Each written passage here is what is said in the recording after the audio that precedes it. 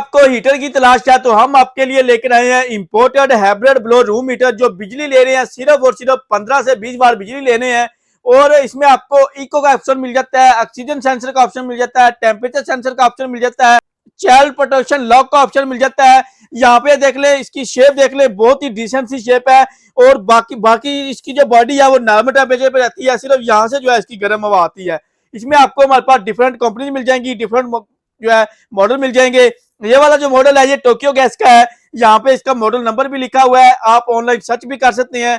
तो ये जो है ओरिजिनल जापानीज हीटर है, जो प्रॉपर जो है सेफ्टी के साथ है, 15 वाट ये बिजली ले रहा है और एनर्जी सेविंग के साथ है।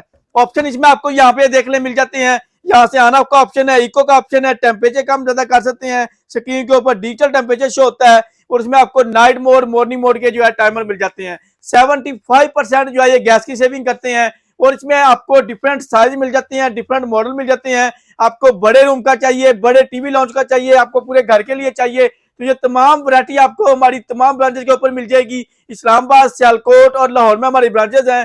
तो इसमें हमारे पास जो 1700 BTU से वैरायटी स्टार्ट हो रही है और 5000 BTU तक इसमें हमारे पास वैरायटी जाती है। 12500 रुपए से हमारे पास रेट स्टार्ट हो रहे हैं।